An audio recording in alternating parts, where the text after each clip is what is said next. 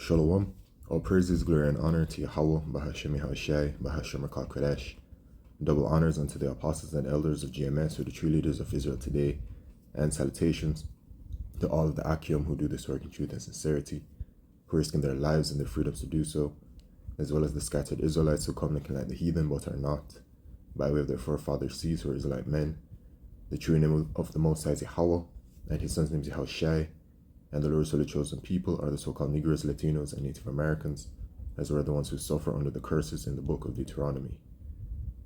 My name is Akalio, and this video is going to be titled A Cursing Upon Esau Edom, okay, or something along that line. Okay, so Esau Edom, the Edomites, the nation of Edom, they are the so-called white people. And they have been identified through the spirit and power of Yahweh Shemishai that the so-called white people are the Edomites because of the Bible, right? And all of the traits that relate to the nation of the Edomites, the so-called white people have the same traits as they do. And they are linked to Bible prophecy regarding the Edomites. Okay, so that is clear to see, right? And so I said that the title of this video is A Cursing for Edom, because right now the Edomites, they are in fact in their blessing, right? And we can go to the account of Genesis chapter 27, okay, and verse 38 to start from the point from the beginning, okay? And it says, And Esau said unto his father, Hast thou but one blessing, my father? Bless me, even me also, O my father. And Esau lifted up his voice and wept. And Isaac his father answered and said unto him, Behold, thy dwelling shall be the fatness of the earth and of the dew of heaven from above. And by thy sword shalt thou live, and shalt serve thy brother. And Esau's brother is Jacob, okay? And it shall come to pass when thou shalt have the dominion that thou shalt break his yoke from off thy neck. So Esau was given the blessing by Isaac that he would in fact one day have rulership, okay? Which is, it says, shall be the fatness of the earth and of the dew of heaven from above, right? And then Isaac also told Esau that by thy sword shalt thou live. Okay, so by the sword shall Esau live. In other words, Esau, his way of going about existing, going about life, is that he would use his sword, which is any kind of weapon that he has, right? To rule and to conquer, right? And to put people into subjection. Okay, and shalt serve thy brother, and it shall come to pass when thou shalt have the dominion that thou shalt break his yoke from off thy neck. So this is saying that there will come the day, because Jacob received his blessing, right? And Jacob's blessing is that all nations will bow down to Jacob, who is Israel, okay? And so it's saying that one day that Esau will be above Jacob in regards to a position of power, okay? That is and thou shalt break his yoke from off thy neck. All right, and that is where we're at right now, okay? Where Esau Edom, the so-called white man, is in rulership, and he's in his blessing. He's very much in his blessing right now, okay? As it says in the and he's ruling, because we know that the nation of Edom, the Edomites, they are the wicked, right? And it lets you know that in the book of Malachi, that they are the border of wickedness, right? Let's go to Malachi chapter 1 and verse 1. The burden of the word of the Lord Yahweh to Israel by Malachi. I have loved you, saith the Lord Yahweh. Yet ye say, Wherein hast thou loved us? Was not Esau Jacob's brother, saith the Lord Yahweh? Yet I loved Jacob, and I hated Esau. So the Lord hates Esau, right? And yes, the Lord created Esau, and the Lord hates Esau, It was a creation created to be hated. Okay? And I hated Esau, who are these so-called white people, right? And laid his mountains and his heritage waste for the dragons of the wilderness. Whereas Edom saith, we are impoverished, but we will return and build the desolate places which they have, right? Because they came back into rule. They came back into rulership, because I'm thinking upon the Renaissance period. All right, that was the rebirth of the so-called white man, right? But they did rule. We were subject to them in Greek captivity, and we were subject to them in Roman captivity, right? So then that's why when they came back in the so-called Renaissance period, that was their rebirth, right? Whereas Edom saith, we are impoverished, but we will return and build the desolate places. Thus saith the Lord Yahweh of hosts, they shall build, but I will throw down, right? So the Lord already lets you know what's going to happen to Esau, because yes, he has his blessing and he will build, right? He will build up his kingdom, Esau's kingdom. This is Esau's kingdom right now. All right, but the Lord says that he will throw it down, which lets you know that it's a kingdom that is not everlasting, right? It's a kingdom that has an end point, right? They shall build, but I'll throw down, and they shall call them the border of wickedness, and the people against whom the Lord Yahweh hath indignation forever. So the Lord hates Esau, Edom, right? And he calls them the border of wickedness, right? And it says in Job, right? Chapter 9 and verse 24, the earth is given into the hand of the wicked, right? So the earth is given into the hand of the wicked. Who are the wicked? The Edomites, right? Whose forefather is Esau. And so the earth is given into them. What does that mean? Yahweh Bashim Yishai ordained it, right? That's the blessing, going back to the Genesis chapter 27, that Esau would rule, right? So it was given unto them. He covereth the faces of the judges thereof, if not wherein who is he, right? Because with his rulership, because he is the wicked, he has cast a great deception upon the world, and he hid the face of the judges, which is a part of his deception, which is that he made the world believe that he's the Lord's holy chosen people, right? By way of the Ish people, the small hats, which they are not the Lord's holy chosen people, they're the wicked. We are the Lord's holy chosen people. We're the Israelites, all right? And we're the ones that are subject to them right now, right? As it said that it would happen in Genesis 27, that he would break the yoke off that Esau would break the yoke off his neck, right? And so that we now serve Esau in this captivity, right? And so when we jump to Revelation chapter 20, okay, and it says, Revelation chapter 20 and verse 1, and I saw an angel come down from heaven, okay, which is Yahushai, having the key of the bottomless pit and a great chain in his hand. So the bottomless pit is Europe, okay, and he laid hold on the dragon, that old serpent, which is the devil and Satan, and bound him 1,000 years, right? So this is talking about Esau, Edom, all right?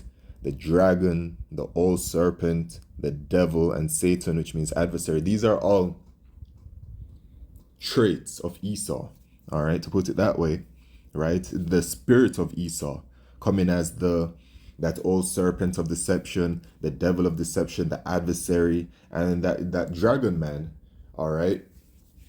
So, which comes with his draconic rule and things like that, okay? His very harsh ruling, okay, and very unfair ruling and very wicked ruling, okay?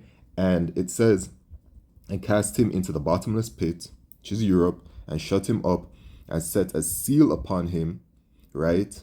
That he should deceive the nations no more, till the 1,000 years should be fulfilled. Which was, they ruled in Rome, right? We faced Roman captivity, and then they were taken out of power. And then you have the period of the so-called Dark Ages. And during the so-called Dark Ages, the Byzantine Empire, our people ruled, right? And you can even Google images of such things like the Russian icons and stuff like that. I mean, at this point, the Lord has truly revealed so much information regarding those times of images of our people ruling, right? And then it says, till the 1,000 years be fulfilled, which was that period And after that, he must be loosed a little season. So Esau would then come back into power, and that's the Renaissance period, the rebirth of the so-called white man. All right, which when you look at the history leading up to 1492, it took some time because our people started to, and by the way, our people, when they were ruling during that time, it was a wicked rulership, right? You know what I'm saying? But, and when I say a wicked rulership, it wasn't one that will be in the kingdom, right? Jake, our people, the Israelites, went about living life however they wanted to live life in a certain kind of way, right? But regardless of that, when our people started to lose, that power, then, it was a gradualism of Esau coming back into power. And then in 1492, he really struck against us very hard. Okay. And he must be loosed a little season. And so that's the little season that we're in right now. From that Renaissance period, right, to now, he's in rulership, right? He's in his blessing.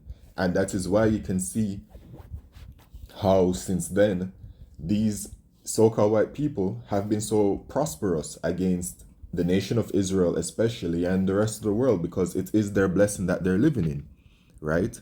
But the Lord said that he is loosed a little season, which means that it's just for a small period of time, right? It says in the book of Job,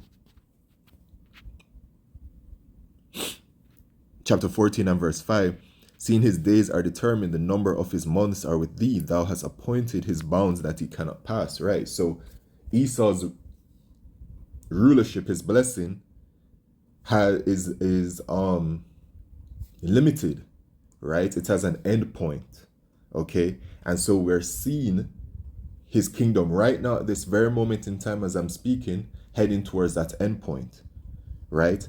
As the scripture says,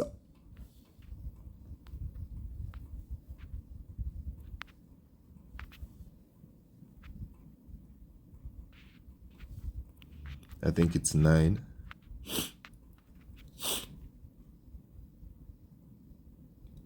Let me get. All right. So in 2nd Ezra chapter 6, and let's start at verse 7. Then I answered and said, what shall be the parting asunder of the times, or when shall be the beginning, or when shall be the end of the first and the beginning of it that followeth? The end of the first, right? Because Esau is the firstborn son, right? And he said unto me, from Abraham unto Isaac, when Jacob and Esau were born of him, Jacob's hand held first the heel of Esau, right? And when you, just very quickly, going back to here, when you look at Jacob's name, right? Jacob's name is heel holder or supplanter, right? So, and remember when the children were born, right? Jacob was holding on to Esau's heel, which is symbolic of Jacob taking Esau out of power, right? Jacob's hand held first the heel of Esau, for Esau is the end of the world and Jacob is the beginning of it that followeth. So Esau is the end of the world, talking about the end of the age or period, right? And Jacob is the beginning of it that followeth, because the scriptures say that we shall have an eternal perpetual rulership and that the saints shall rule the kingdom, right? Forever and ever. All right. So Esau's the end of the world. So Esau's kingdom will come to an end. And we're literally seeing it right now, right? And we know that it's coming to an end based off of the prophecies, okay? Based off of the end game prophecies to come, the World War III prophecy, the Mark of the Beast prophecy, which is a microchip, all right, which will eventually lead to the return of Yahushua and the destruction of America and the salvation of the elect of the nation of Israel, right? So Esau's in his blessing right now, but it's coming to an end, and he's going to have a cursing put upon him. Curses are going to put upon him, okay? In Deuteronomy chapter 30, all right, it says, verse 1, and it shall come to pass when all these things are come upon thee, the blessing and the curse which I have set before thee, and thou shalt call them to mind among all the nations whither the Lord Yahweh thy power hath driven thee. And shalt return unto the Lord Yahweh thy power, and shalt obey his voice, according to all that I command thee this day, thou and thy children with all thine heart and with all thy soul. That then the Lord Yahweh thy power will turn thy captivity and have compassion upon thee, right? Because we're in captivity right now, and that's how we identify us, the Israelites, right? That's how you identify who we are, because of the prophecies as well, what's written in the scriptures, right? It all relates to the conditions that we are in. It doesn't relate to any other nation, all right? So the same way we've been identified through the scriptures based off of the condition that we're in and all those stuff relating to the Israelites, we know who the Edomites are, who are the so-called white people, okay? And have compassion upon thee, and will return and gather thee from all the nations whither the Lord Yahweh thy power hath scattered thee. If any of thine be driven out unto the outmost parts of the heaven, from thence will the Lord Yahweh thy power gather thee, and from thence will he fetch thee. And the Lord Yahweh thy power will bring thee into the land which thy fathers possessed, and thou shalt possess it, and he will do thee good and multiply thee above thy fathers. And the Lord Yahweh thy power will circumcise thy heart and the heart of thy seed to love the Lord Yahweh thy power with all thine heart and with all thy soul, that thou mayest live. And the Lord Yahweh thy power will put all these curses upon thine enemies and on them that hated thee, which persecuted thee. And our enemies are listed in the book of Psalms chapter 83. It mentions Edom and it mentions Amalek. Edom, nation of Edom, and Amalek is the head tribe of Edom. They're mentioned twice because they're the main enemy to the Israelites. All right. And they do hate us, right? Because in the Genesis 27, when you read further down, Esau seeks to slay his brother Jacob, and he still has that spirit upon him to this day. And they're getting ready to push through in a very major way to have their last hoorah, right? To slay our people. And as such, that is the prophecy of Jacob's trouble, right? Which is coming very soon. But the Lord said that he will put curses upon them, right? Because right now they're in their blessing, but soon they're going to be cursed. Because when Yahushua returns, the heathen are going into slavery. He that leadeth into captivity shall go into captivity. He that killeth with the sword must be killed with the sword. All right, that is what the scripture says in Revelation chapter 13, verse 10. So the curses are going to be falling upon Esau, Edom, and they're going to go into captivity, right, under the Israelites. And then after 1,000 years, Obadiah verse 1 and 18 shall happen to them, right? You can also read about what will happen to them in Isaiah 14, right? That they shall not fill the face of cities anymore, all right? And in the book of Job as well, okay? So there's a judgment coming for Edom, right? To the point where they will no longer exist anymore after the slavery that they'll have to face, okay? And so it says in Lamentations chapter 4 and verse 21, rejoice and be glad, O daughter of Edom. All right. And we know who Edom is, the so-called white people that dwelleth in the land of Uz. The cup also shall pass through unto thee. Thou shalt be drunken and shalt make thyself naked. What's that cup? The cup that we've had to drink, right? Which is the curses that we're facing, right? Deuteronomy chapter 28, verse 1 to 68. Okay. And then the other, like the Haggai, in the book of Haggai, there's a curse as well, right? That is upon us, all right, that he speaks about. Thou shalt be drunken and shalt make thyself naked. The punishment of thine iniquity is accomplished, O daughter of Zion. He will no more carry thee away into captivity. He will visit thine iniquity, O daughter of Edom. He will discover thy sins. So it's going to be a reversal, because Yahushua is going to return. We're going to receive everything promised unto us. And then the heathen, and especially Esau, the curses are going to be put upon them. And this is saying, y'all need to live it up right now, man. You Edomites need to live it up right now, man, because this is your kingdom. This is your blessing. All right? So in your kingdom, you should be living it up, because what's coming next is slavery, right? Which is that curse. And then the multitude of other curses that you'll be hit with. All right? So that's what it is, man. All praises, glory, and honor to Yahweh Shemishai Bashim Kodesh. Shalom.